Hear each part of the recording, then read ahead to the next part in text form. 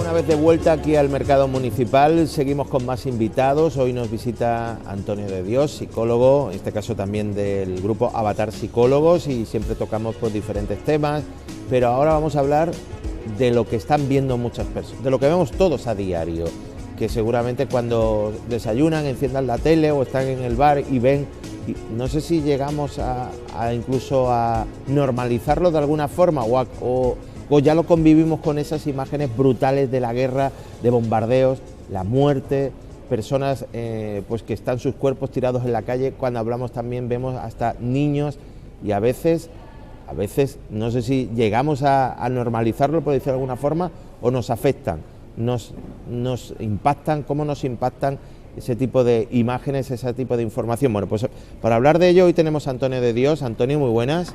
Hola, buenos días. Bueno, antes hemos hecho un pequeño repaso que nos hemos metido, por ejemplo, hemos metido en El País, y hemos empezado a ver imágenes y veíamos eso, bombardeos, escombros, coches calcinados, aparecían muertos. Y llevamos, creo que son 12 días de conflicto. Sí, esta situación está siendo mucho más complicada que otras, porque quizá los europeos de nuestra generación, que tenemos la suerte que hemos estado casi 80 años sin ninguna guerra, estamos acostumbrados a ver muchas de esas imágenes en los informativos, pero las vemos muy lejos porque no nos tocan tan de cerca, no tocan a nuestra familia, no tocan a Europa, y eso permite que nuestro cerebro se disocie más. Entonces quizá esta situación nos está golpeando fuerte porque, por un lado, nos toca muy cerquita, está ahí en Europa, formamos parte del conflicto y puede desplazarse hacia nosotros en el futuro, y también porque estamos un poco más sensibilizados porque venimos ya de 2 años de pandemia, venimos de 2 años de una situación pues complicada que nos ha retado nuestra seguridad personal y nuestro modo de vivir, y entonces cuando ya parecía que estábamos superando pues la crisis o el reto que la pandemia nos ponía delante, pues tener otro reto incluso mayor que es una guerra, pues es un impacto psicológico que seguramente estará afectándonos mucho más de si ocurriese en otro momento. Nos afecta este tipo de no sé si continuamente estar viendo estas imágenes, porque es la información que prácticamente va ocurriendo cosas al minuto. Por ejemplo, esta mañana la información era que se abrían corredores humanitarios, luego parecía que había dudas por si podían atacar desde Rusia a los civiles. Un poco este continuo exposición, ¿cómo nos puede afectar en nuestro día a día, en nuestro ánimo? Sí, nos afecta muchísimo, y de hecho la sobreinformación a la que ahora mismo estamos sometidos puede hacernos mucho daño a nivel psicológico. La información es fundamental. Una de las cosas más importantes cuando trabajamos en catástrofes es mantener a las personas implicadas informadas, porque la incertidumbre es una de las cosas que más daño nos hacen a nivel emocional. Pero hemos pasado de un polo de no tener información y estar en incertidumbre a tener tantas vías de información y tan permanentes que la sobreinformación, estar continuamente expuestos a esas noticias, lo que nos produce es un estrés permanente y no nos permite volver a un estado de descanso. Así que mi recomendación para las personas sería que se informasen de una manera más concreta, que elijan un medio, que elijan unas horas o que elijan unos días y te informes, bien sea en televisión, en prensa escrita, que te informes y luego descanses. Estar permanentemente empalmando las noticias de la radio con las imágenes de la televisión, con la lectura de periódicos, con vuelta a la televisión, vuelta a la radio, y estar permanentemente recibiendo esa información, mucha de ella ni siquiera es información que nos marque una diferencia a nosotros a nivel personal, pues puede ser muy dañino. Estar informado de lo que está pasando, estar sensibilizado ante lo que está pasando, creo que es muy importante, pero evitar esa sobreexposición, y especialmente cuando tenemos niños en casa. Muchas veces se nos olvida que los niños, especialmente los menores de 7 años, son muy permeables, captan mucha información aunque parezca que están jugando distraídos, y que los niños estén un poco expuestos a esa información permanente que nos genera inseguridad, nos genera tensión y es una información permanentemente de peligro, les puede hacer mucho daño. Así que especialmente las personas que tengan niños en casa deberían tener un poquito de cuidado sobre cómo se informan y cuál es porque a veces hasta ponemos las noticias de fondo, estamos haciendo otras cosas y tenemos las noticias de fondo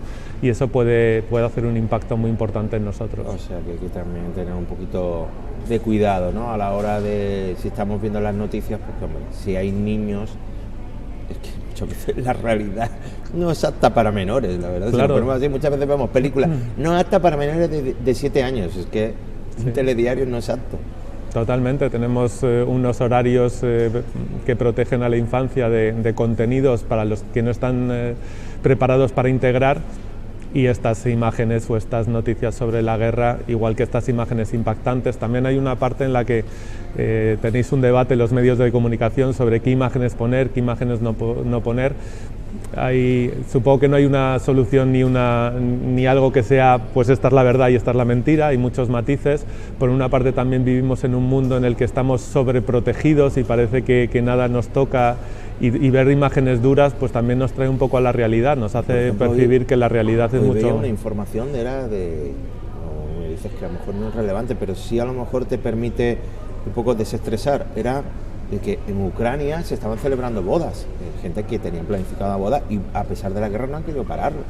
Claro, hay una diferencia muy importante entre las personas que están viviendo un conflicto y las que lo estamos viviendo de manera vicaria, las que lo estamos viviendo en segunda persona. Por un lado, los que lo están viviendo realmente, pues obviamente sufren inmensamente porque están viviendo la realidad. Nosotros nos imaginamos lo que están pasando y lo vemos durísimo. Pero por otra, cuando el problema te pasa a ti y estás metido en ello, tu mente también es increíblemente adaptable y empieza a buscar soluciones. Y no hay nada peor que tener un problema sobre el que no puedes hacer nada. Por eso también otro de mis consejos a las personas que nos estén viendo es, si estás informándote, si estás metido en esta vorágine de la guerra, pero estás sin hacer nada, igual es mucho más importante que dejes de tener tanta información y que te pongas a hacer algo, colaborar con alguna ONG que esté manejando pues medicamentos, alimentos y más. Ojo también con generar muchos medicamentos, muchos envíos, porque luego hay yo que trabajo en Cruz Roja y que muchas veces gestionamos este tipo de procesos, se forma un caos muy grande y es mucho mejor que esté todo este soporte que le damos y toda esta ayuda, es mucho mejor que vaya en los canales oficiales, así que las personas pueden colaborar con los canales oficiales a través de ONGs o a través de asociaciones que estén en contacto con las entidades gubernamentales que manejan la situación y poderte poner a hacer algo o ayudar a las personas de Ucrania que viven aquí en nuestro pueblo, en Marbella, poder darles un apoyo emocional, poder estar para ellos. Si puedes hacer algo, siempre te vas a adaptar mejor a la situación que si estás mirándolo sin poder hacer nada.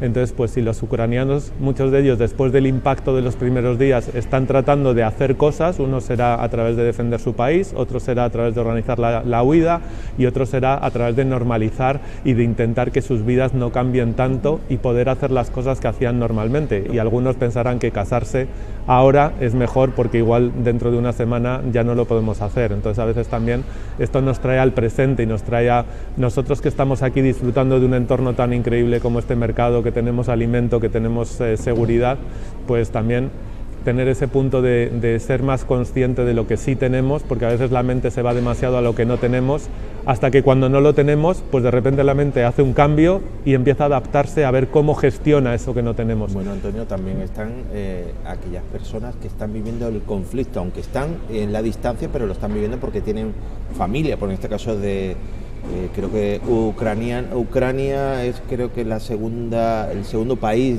que tenemos aquí de mayor número de residentes. Los primeros serían los británicos, luego estarían los ucranianos. Estamos hablando de más de 2.000 personas que residen aquí en el término municipal.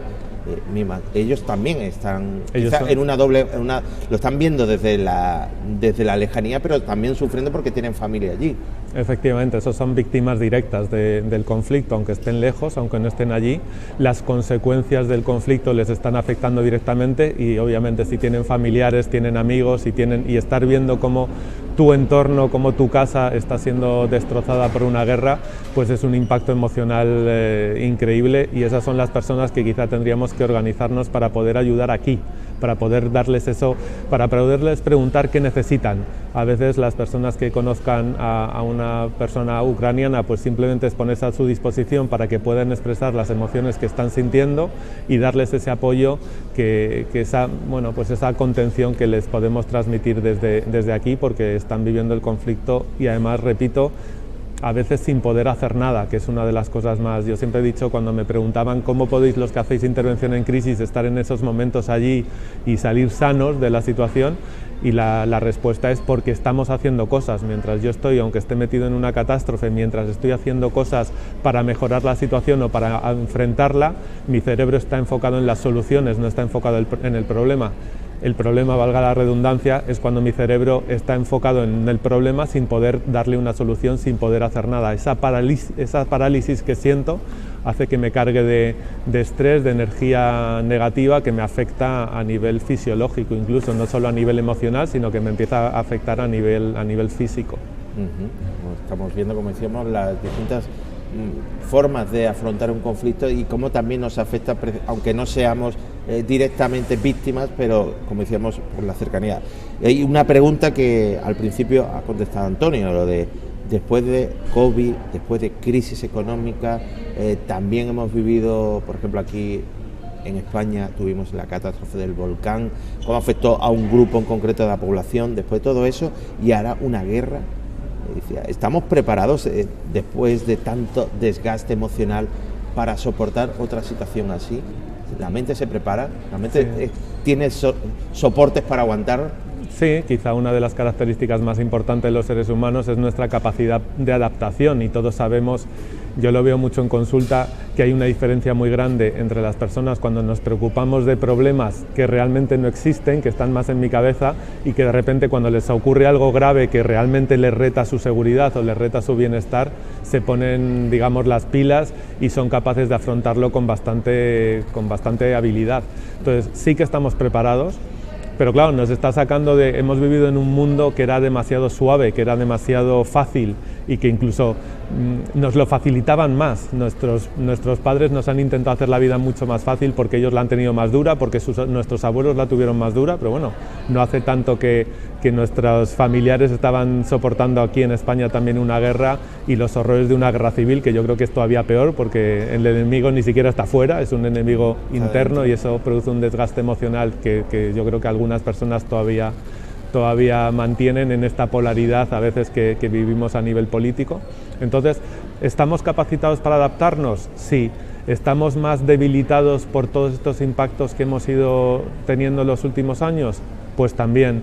El tema es que cuando lo tengamos que afrontar de verdad, yo creo que la gran mayoría de nosotros sí que tenemos los recursos para afrontarlo, y en eso tendremos que confiar en que somos capaces de hacer algo, o poner nuestra mente a enfocarse en qué sí podemos hacer, en vez de quejarnos de lo que no podemos hacer, en vez de criticar a un enemigo al que no podemos tocar, enfocarnos más en qué sí podríamos hacer en nuestro día a día para mantener nuestra seguridad, para intentar adaptarnos a lo que pueda venir, o para ayudar a los demás que lo estén pasando peor que nosotros. Bueno, pues yo creo que la mejor forma para afrontar esta situación es esa, como está diciendo Antonio, colaborar de la medida que se pueda.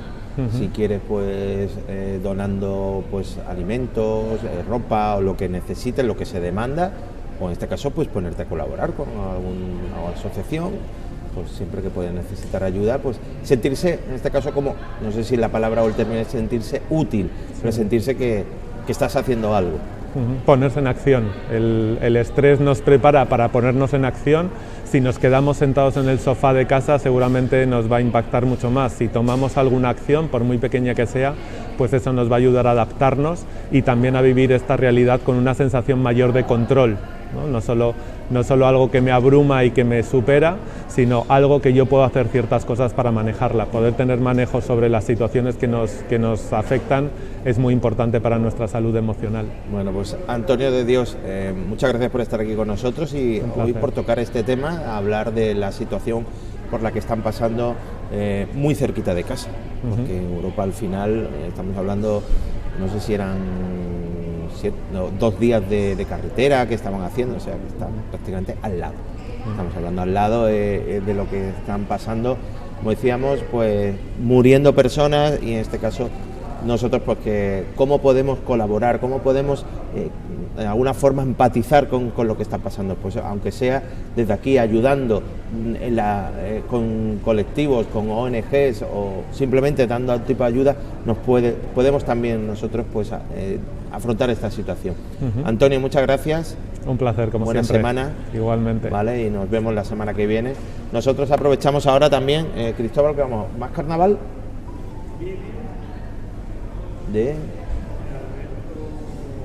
Vamos. Me lo va contando a cuentagotas, Cristóbal. Bueno, pues venga.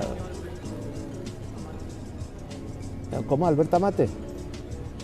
Bueno, venga, vamos al vídeo y tú me lo explicas ahora. Venga, volvemos.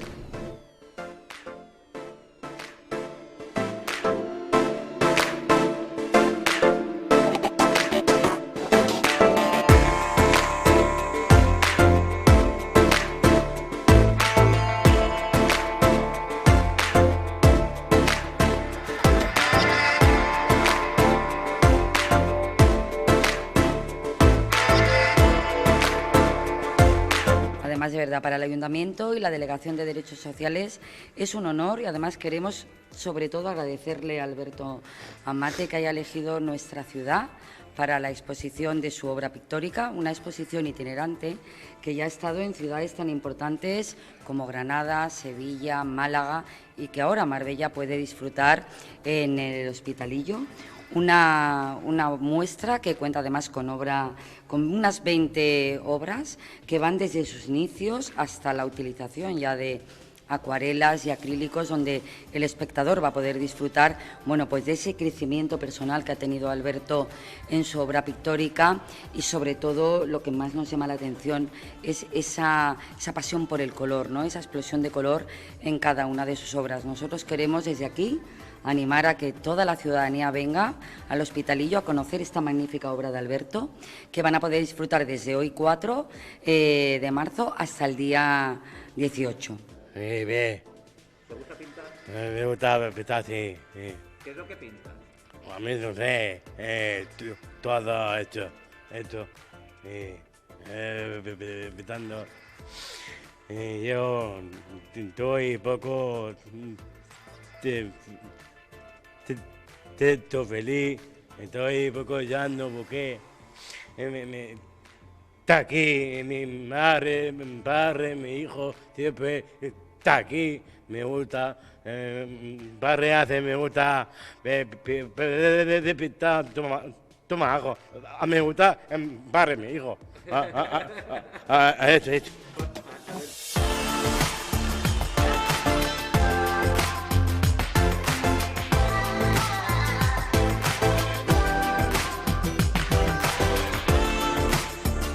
Además, Alberto es una persona con una sensibilidad muy especial, que él transmite todas esas sensaciones a través de sus obras. Ya te digo, él dentro tiene esa alegría, tiene esa explosión de sensaciones que expresa con el color, y como podéis ver, además son magníficas obras, y para nosotros, como he dicho al principio, es un orgullo que Alberto haya elegido Marbella como ciudad, para que también tenga conocimiento y pueda también disfrutar de esta magnífica exposición.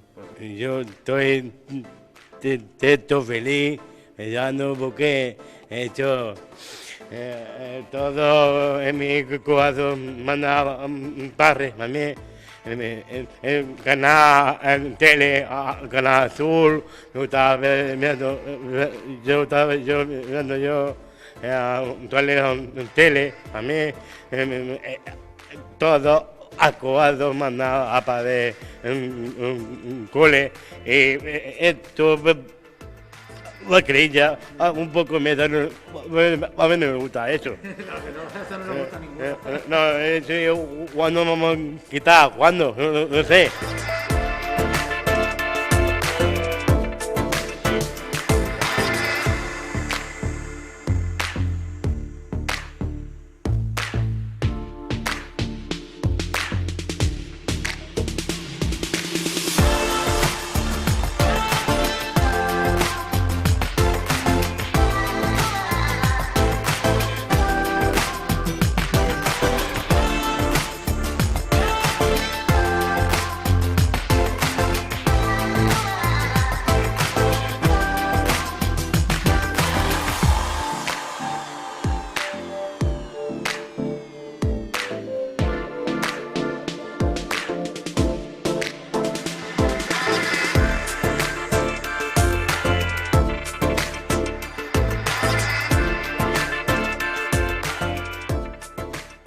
Bueno, pues ya estamos de vuelta aquí al mercado municipal. Ya tengo aquí a mis dos invitados que están ellos en tertulia, ellos hablando porque no paran. Hablamos tanto del presidente de Cilniana, como es Javier Soto, como a su vocal, Francisco López.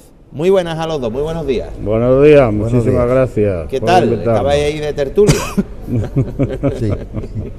Y habéis tenido el café y ahora también seguís con la tertulia. Y lo que nos queda. Y lo que os Muchas queda. cosas que hablar. Bueno, tenemos el ciclo de arqueología, prehistoria y protohistoria que ya arrancó en febrero, pero que todavía le queda este mes de marzo y también abril. Le queda este viernes, que es 11, que vendrá Serafín Becerra, con un tema megalítico, construcción y sociedad, despoblamiento del neolítico al calcolítico bronce.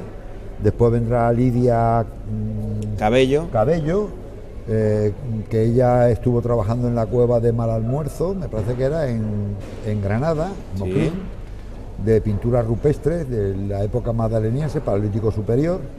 Nos queda Pepe Suárez, que será el 1 de abril, sobre el bronce y el fenicio de Málaga a Río Real, todos los poblamientos y movimientos fenicios de Río Real, siglo VI, quinto, sexto, y después termina el ciclo con Miguel Vila sobre las cuestiones que se han excavado últimamente en Vega del Mar.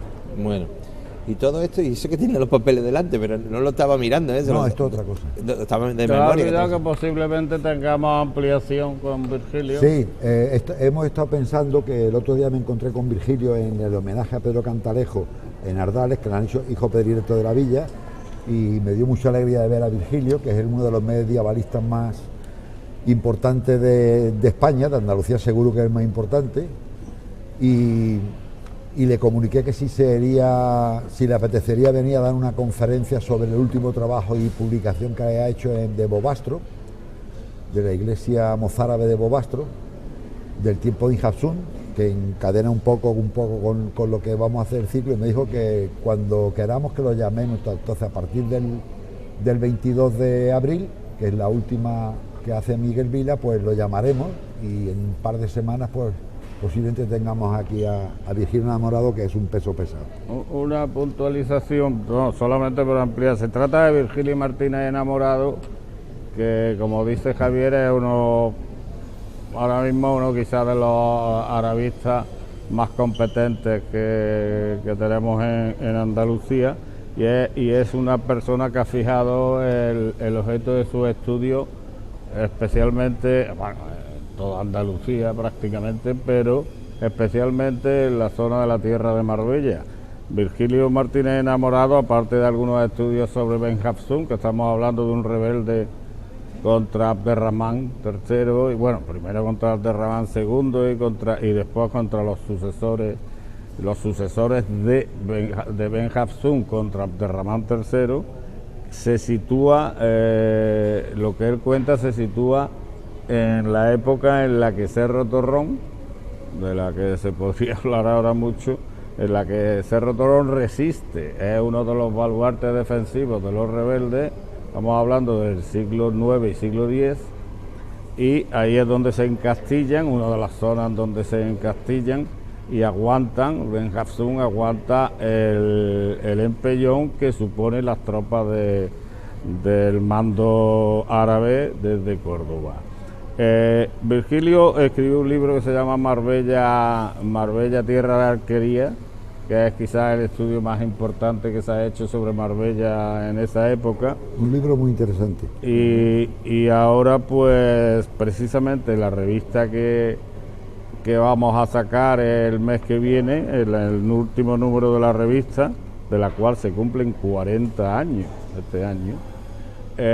Javier Soto precisamente tiene un artículo acerca del emplazamiento real, no el que ahora conocemos de lo que era el Turru Hussain de la Fuente, ese supuesto Cerro Torrón, al que desplaza unos cuantos kilómetros más arriba, ¿de acuerdo? El verdadero emplazamiento. Entonces estamos hablando de una persona y de un tema que tal como pasa con el castillo actualmente, donde hay ciertas discrepancias acerca de su origen, el asunto de la localización exacta del Turrus Hussein, que hasta ahora hemos convenido en que era el Cerro Torrón, posiblemente esté más al norte de todo eso, que hay una de ese lugar que donde Javier descubrió en 2015 una estructura muchísimo más amplia, en donde posiblemente estuviera localizado ese Turrus Hussein. Esa es la importancia que creemos que tiene la conferencia esta fuera de programa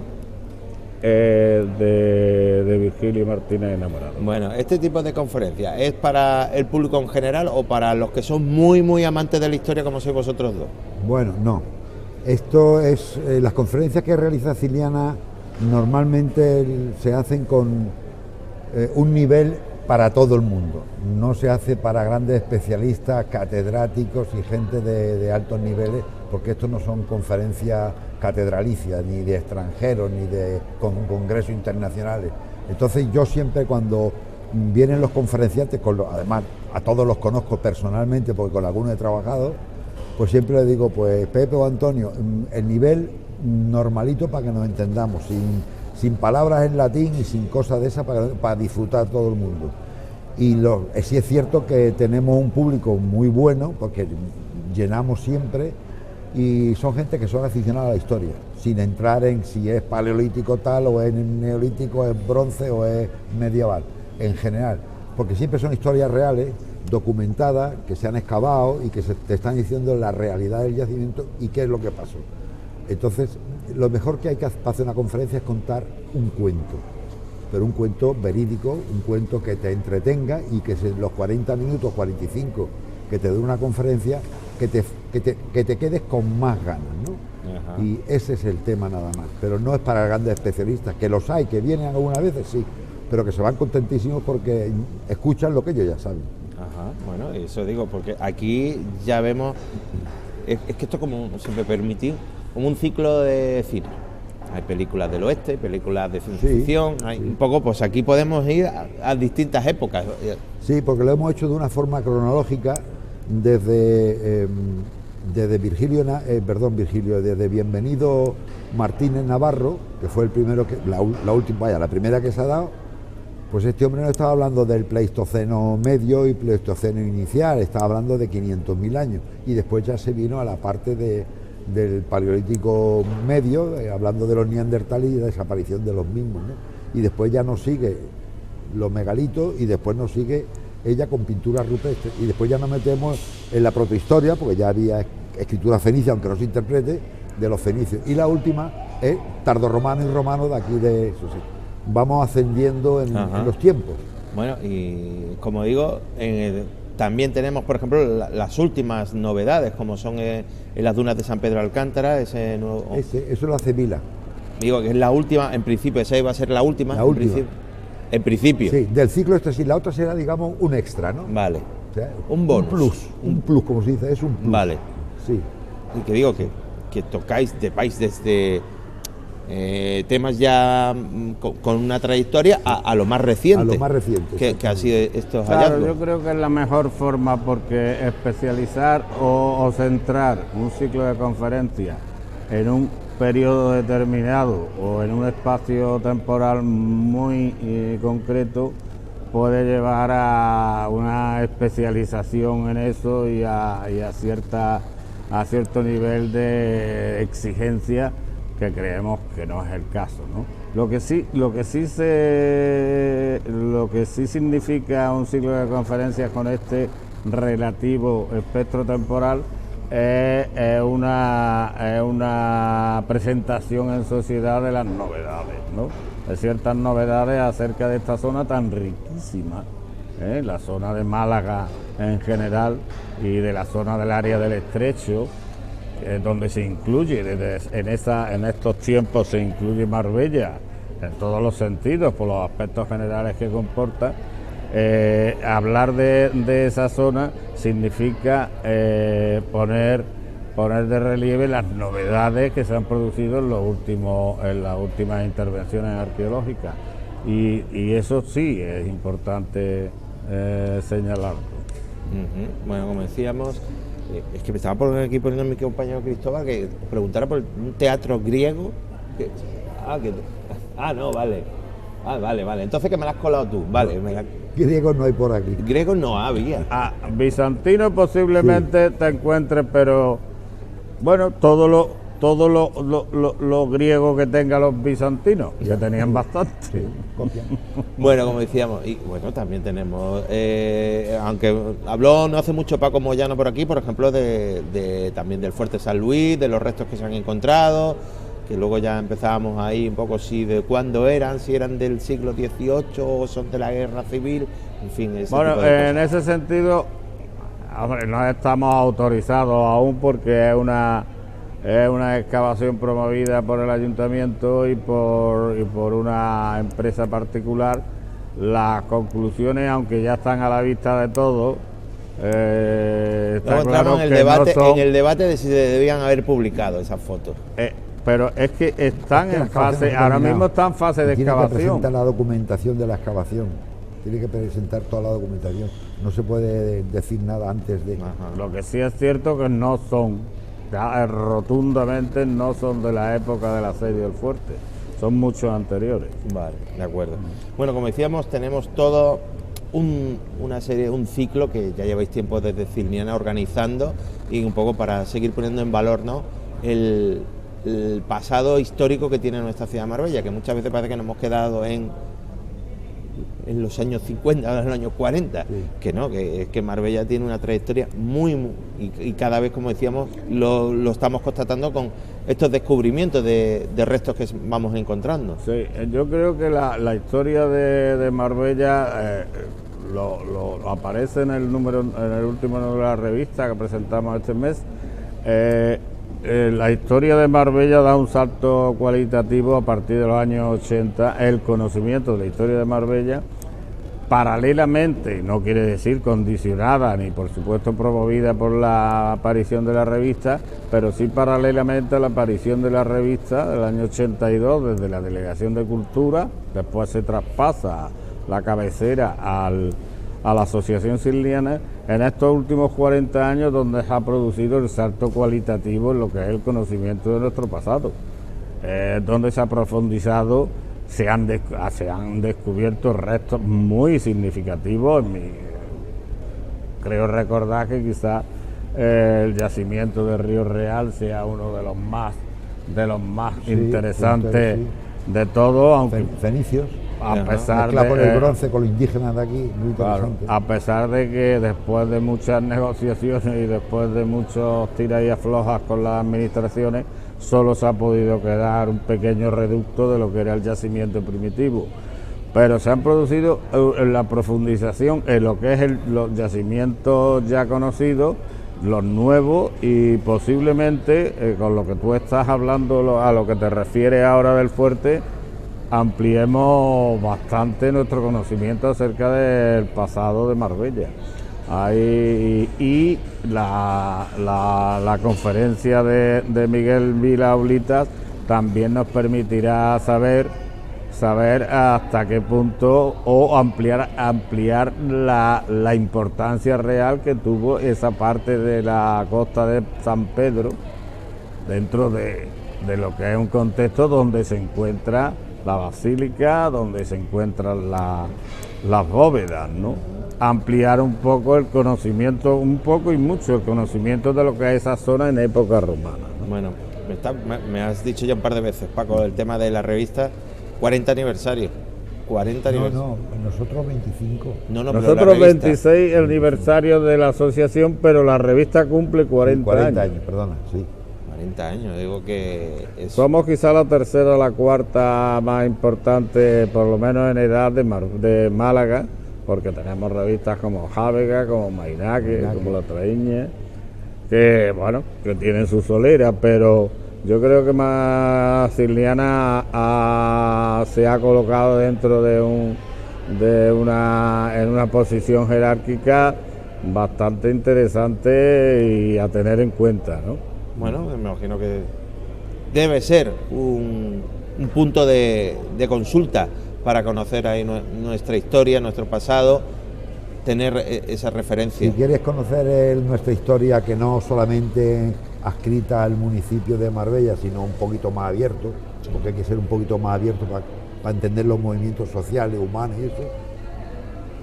No voy a decir Mainá, que no, sí, pero en esta zona de aquí, Marbella Ciniana ha catalogado desde el periodo liberal, la guerra napoleónica, hasta el paleolítico inferior, o sea, te coge todo. Y nacimiento como la ciudad de Marbella en el siglo XI, pues también hay algunos artículos muy interesantes. Y después la Marbella industrial, tanto agrícola e industrial como son los trapiches, como la minera, la económica minera de Ojén y los altos hornos, o sea, que te coge todo. Y ya después hay un estudio, que son más modernos, de los años 70, de la iniciación de la industria turística en Marbella. O sea que Ciniana, los 32 números, creo que son nomás 31, si te los vas leyendo tranquilamente, te sabes toda la historia de la comarca, que está relacionado con la economía, con la historia y con el pasado de Marbella. Pues ya saben, si están buscando temas, les apasiona la historia, ya saben dónde pueden encontrar muchas referencias, y yo lo que espero que la gente joven sepa. Sí, viene gente joven a las conferencias, ¿eh? Sí. A las conferencias viene gente joven, vaya, vienen personas mayores, 60, 65 o 70 años, pero después viene un público de 40, de 35, de 38, de 40. Sí, muy variopinto. En la última conferencia hubo mucha gente nueva que yo no había visto nunca en otras conferencias, y eso te da ánimo, ¿no? Y yo estaba pensando de una forma esporádica no terminar el ciclo. Bueno, este ciclo termina como está, que es para ese programa, pero que periódicamente, de vez en cuando sobresalga un investigador a nivel nacional y me lo pueda traer, nos lo traeremos para que nos ilumine y nos documente sobre los últimos adelantos de investigación. Bueno, pues tanto Paco como Javier, muchas gracias por estar aquí con nosotros, con traernos este ciclo de arqueología. Bueno, perdona, teníamos también algo de visitas a algo de nuestro patrimonio, visitas guiadas. No teníamos. En principio tenemos un proyecto de visitas guiadas en colaboración con el ayuntamiento, pero para el casco antiguo, algo que todavía no se ha concretado. En el casco antiguo tenemos el proyecto, ya que hemos dado el pistoletazo de salida, hemos promovido la declaración del casco antiguo como conjunto histórico. También queremos llenar esa propuesta tanto con algunos talleres y con algunas visitas y alguna publicación que tenemos en ciernes acerca del casco antiguo. Todo eso en colaboración con el ayuntamiento, para que el propio ayuntamiento y las asociaciones proyecten la importancia del casco antiguo entre los afectados y el resto de la población, a un nivel de concienciación que no es fácil, pero que tenemos que saber explicar. Ya entregasteis las firmas, ¿no? Sí. Hubo buena movilización, mucha gente dio su apoyo a la petición. La petición ahora mismo a nivel, bueno, hay unas 500 y pico firmas, no son, en ese aspecto tendría que tener más, pero sabemos perfectamente que el apoyo es muchísimo mayor. Lo único es que, bueno, también crea recelo, lógico, pero a medio plazo está claro los beneficios que supondría un hecho de ese calibre, ¿no? Bueno. Para sencillamente conservar la joya, la perla de la historia de Marbella, que es el casco antiguo, que es el castillo y todos los monumentos que existen en el casco antiguo, ¿no? Bueno, pues recordamos, este viernes 11 de marzo tenemos esa conferencia a partir de las 7:30 de la tarde en el Cortijo Miraflores, a cargo de Serafín Becerra, que hablará de la monumentalidad, tiempo y sociedad, el fenómeno megalítico en la provincia de Málaga. Será una de las citas que tendremos en este mes de marzo por parte de Ciniana, pero ya saben, también tienen el viernes 25 con Lidia Cabello, y luego ya en abril tienen 2 citas más la extra que nos ha dicho el presidente que va a haber. Por lo tanto, tienen citas para conocer un poquito más la historia de nuestra de nuestra zona, de todo nuestro entorno de aquí de Marbella y de la Costa del Sol. Muchas gracias tanto a Paco como a Javier.